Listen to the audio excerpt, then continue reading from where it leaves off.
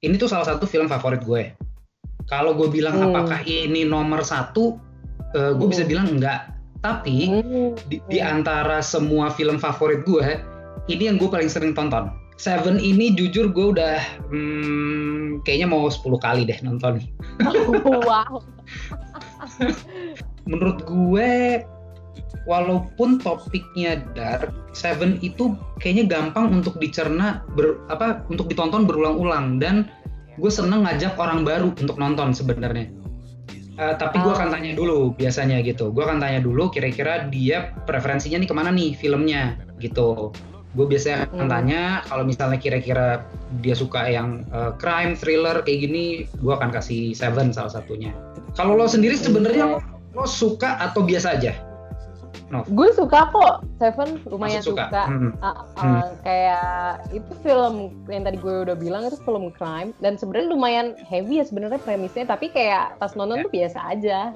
Kayak flow-nya santai, entah kenapa ya, walaupun dark sebenarnya, terus hujan terus di film. Ya, gue kayaknya sempet baca. Jadi kan tadi lu sempet bilang hujan terus. Itu tuh itu ternyata faktor kesengajaan juga. Dibikin sengaja hujan katanya, jadi supaya pas beneran ternyata terjadi cuacanya buruk, oh yaudah mereka udah siap gitu. Jadi ada beberapa yang emang buatan, tapi yang asli juga ada aja. Kecuali di scene yang terakhir itulah. Scene terakhir kan kering banget tuh. Iya. Tapi asik ya, jadinya kontras ya. Maksudnya justru ini agak spoiler dikit sih, adegan paling dark justru ketika cuacanya cerah banget. Betul. Dan di situ yang ya warnanya kan agak yellowish orange gitu ya. Kalau yang pas terakhir itu. Bener gitu. Banget. Sebelumnya lebih dark. Dan noir gitu nggak sih? Iya, betul. Nah, tapi kalau lo sendiri dari tokoh-tokohnya gitu, dari pemain juga suka banget dong berarti? Kalau gue bilang misalnya pas gue pertama kali nonton itu kayaknya gue kuliah. Kuliah itu gue kayaknya belum terlalu tahu tentang Morgan Freeman. Gue belum tahu terlalu banyak tentang David Fincher. Tapi Brad Pitt kurang lebih gue udah tahu gitu. Jadi pas gue nonton sebenarnya bisa dibilang pengetahuan gue terhadap si sutradara dan para pemeran utama tuh minim. Seven tuh salah satu yang direkomendasi sama teman gue lupa sih siapa gitu. Nah, ya setelah Seven kan sebenarnya baru gue bisa lihat kayak karirnya Fincher juga semakin mengkilap, karena Fincher itu setahu gue sebelumnya dia pegang Alien 3 yang memang katanya produksinya kacau balau, dan ya mungkin itu kayak baptism of fire buat para sutradara gitu kan, harus megang film-film yang dari pre-production mungkin nggak kuat, terus productionnya ya dia harus diatur-atur yang kayak gitu. Gue bahkan yang tadi gue bilang gue terakhir nonton Seven tuh minggu lalu, itu gue bahkan gue ajak gebetan gue nonton Seven gitu loh. Gitu, jadi kayak ya menurut gue bentuk bukan ujian ya, tapi kayak dia suka nggak ya kalau film yang dark gini kayak gue, ternyata dia menikmati aja gitu. Bagus dong ya, karena mungkin tadi ya faktor apa ya, mungkin agak santainya juga kerasa kayak menurut gue tuh tokoh Tracy tuh di situ nambah sense yang lebih santai sih, yang lebih homey gitu loh dari filmnya menurut gue. Betul. Gue setuju banget sama lo di situ ya, dia karakter yang bisa dibilang warna paling cerah ya dia gitu. Iya sih. Sayangnya aja tapi. Soalnya dia pas kayak makan malam pun kayak cerah nggak sih? Mungkin ya karena lampu itu feel-nya tuh lebih cerah daripada pas siang bahkan. Betul. Gue pas nggak tahu ya, itu kayak pas gue nonton lagi kayak wah iya ya, pas ada Tracy tuh kayak cerah banget. Betul. Mungkin yang paling dark itu justru pas dia makan berdua sama Somerset. Ya karena memang secara topik yang mereka bahas kan juga berat ya. Dia lagi nanya tentang kehamilan. Dia baru pindah ke kota yang ternyata mereka berdua tuh juga masih adaptasi gitu, si Mills, si Brad Pitt sama Tracy ini yang dimainin sama Gwyneth Paltrow kan, mereka masih adaptasi banget di kota yang kelihatannya seperti New York tapi nggak pernah bener-bener dijelasin itu kotanya di mana sih. Awal itu gue tertarik ya karena masalah Seven Deadly Sins itu. Gue dulu nggak tahu, gue sama sekali nggak tahu tentang itu. Akhirnya ya gue jadi lebih mempelajari lah gitu, walaupun sebenarnya kan ini lebih ke Katolik ya arahnya ya kayaknya. Lebih ke arah Katolik, tapi gue juga jadi mempelajari kayak nih Seven Deadly Sins nih apa aja, dan bahkan memang ya di Alkitab juga ada yang menjelaskan tentang dosa-dosa ini gitu kan, secara detail, kesalahan, berat kesalahannya seperti apa. Dan gue rasa apa yang dilakukan sama si John Doe itu kayaknya kok mungkin banget ya dilakukan sama orang yang memang sudah terdoktrinasi gitu. Gitu ya, mereka merasa kita tuh udah toleran sama hal-hal yang sebenarnya dianggap salah, yang kayak gitu.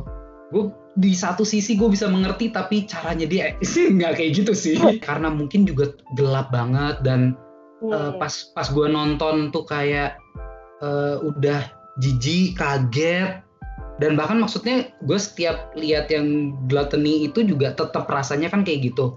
Tapi gue baru dapet fakta bahwa jadi si aktornya itu dia katanya dituangin 7 kotak isinya kecoa hidup, ditumpahin ke dia. Nah, tapi untuk melindungi, jadi dia kan kalau lo perhatiin lagi dia tuh sebenarnya telanjang tapi masih pakai celana dalam kan? Iya. Dia masih pakai celana dalam. Nah, itu dia tuh lubang hidung sama lubang telinganya ditutup biar kecoanya nggak crawl in gitu. Oh my god.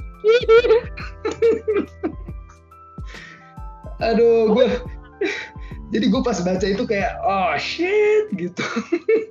Oh my god, gue baru tahu. Sumpah, gila. Iya. Itu tapi lu baca apa cuma di Gluttony doang? Apa di Greed itu juga ada, apa namanya, treatment spesial? Kayak treatment spesial lain tuh yang gue inget, yang gue pernah baca. Jadi kalau untuk di Greed, si lawyer itu kan dia diikat.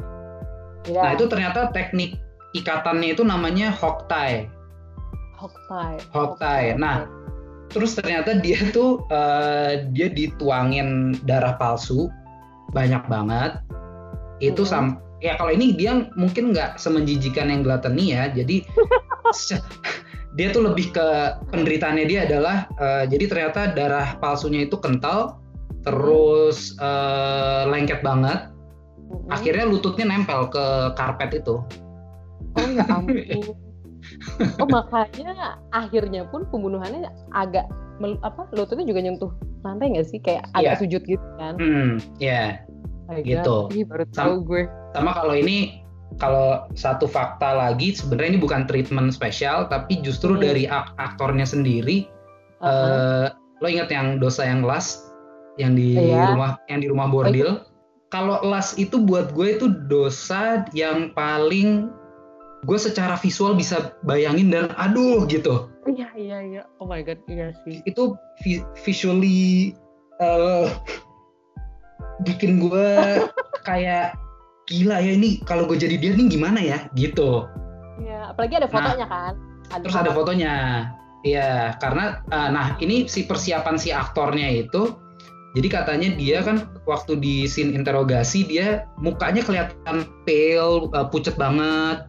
Terus dia kayak short breath. Nah itu dia ternyata persiapannya dia nggak tidur beberapa hari.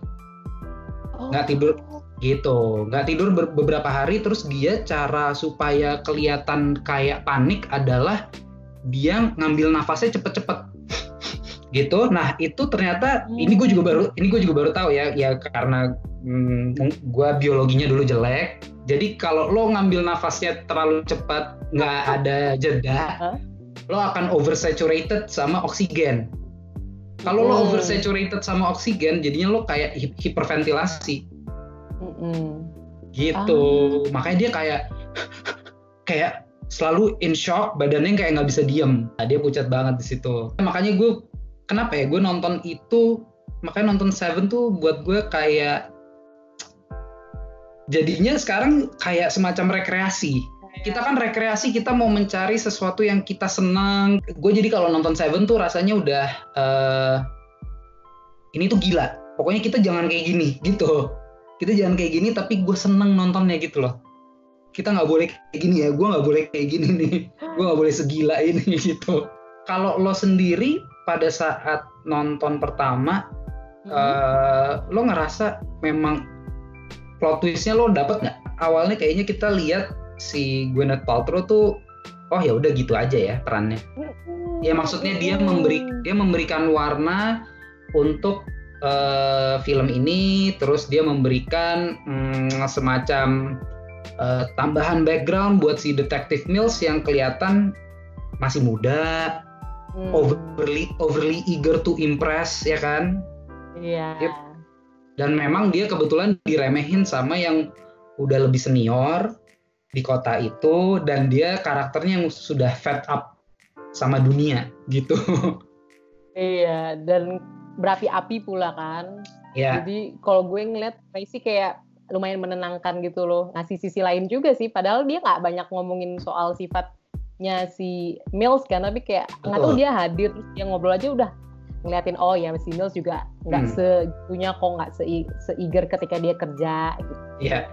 Teman-teman semua, terima kasih udah nonton video Seven ini sampai titik ini. Gue cuma mau ngingetin aja buat teman-teman yang belum pernah nonton Seven, gue rekomendasiin banget buat stop videonya di titik ini, karena habis ini obrolannya akan sedikit menyentuh spoiler. Terima kasih sekali lagi udah nonton sampai titik ini. Buat teman-teman yang udah nonton film Seven, gue rekomendasiin banget ya tetap lanjut sampai habis ya. Dan jangan lupa untuk kasih komen di bawah, kira-kira teman-teman setuju nggak sama pendapatnya kita atau gue, atau mungkin nggak setuju, langsung aja lempar ketik di bawah. Tapi ya serunya film kalau misalnya kita coba lagi nonton tuh pas kita suka, enak banget ya rasanya ya. Iya parah sih. Dan ini terjadi sih di Seven, kayak kelihatan ekspresi, apalagi ekspresinya Jondo, waduh, kayak dia ditanya-tanya kan, apalagi sama si Brad Pitt gitu loh, kayak senyumannya tuh udah menjawab banget, apalagi kita udah tahu jawabannya kan, karena udah nonton sampai habis sebelumnya, dan kayak ditanya di mobil, lo kok kayaknya yakin banget, terus kayak si Jondonya senyum gitu, terus jawab satu hal kayak, iya gue juga udah tahu ini kenapa yakin banget. Kayak lebih geget gitu loh, justru hebat sih filmnya. Dan lo tahu ini nggak? Jadi ada ya ini gue kan kalau habis nonton film yang gue suka, kadang-kadang gue suka cari trivia gitu ya, Nov. Jadi ternyata waktu awal mereka rilis jadi rencananya si Kevin Spacey itu mau dijadiin namanya yang paling besar. Oke. Di situ. Baru tahu. Dia harus masuk ke block name ya, atau apa sih, name block di poster lah gitu. Nah, tapi ternyata dia menolak. Dia menolak gitu? Karena biar kejutan. Itu dia alasannya. Jadi dia nggak mau orang jadi pas nonton bertanya-tanya kapan Kevin Spacey-nya muncul. Iya sih. Oh my god. Gitu. Iya. Dan alasan dan dia tuh nggak nyesel juga dengan keputusan ini, ternyata karena dia nggak perlu ikut tur wawancara. Promosi dia udah nggak, dia jadi ikut karena kan nama dia nggak ada di poster, jadi kayak gue ngapain harus ikut gitu. Iya. Kayak ini loh dong, ada Parasite kan juga ada beberapa tokoh yang nggak diikutin wawancara kan, karena alasan yang serupa.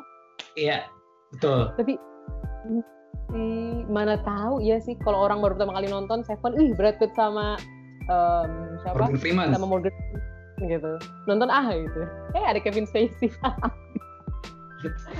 Dan apalagi dia di tahun yang sama juga main Usual Suspects kan. Nah, itu salah satu film favorit gue lagi tuh, Nov.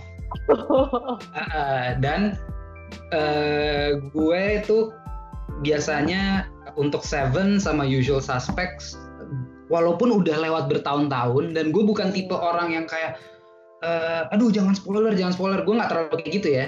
Tapi untuk Seven sama The Usual Suspects itu gue sangat jaga untuk nggak komentar. Iya. Gitu.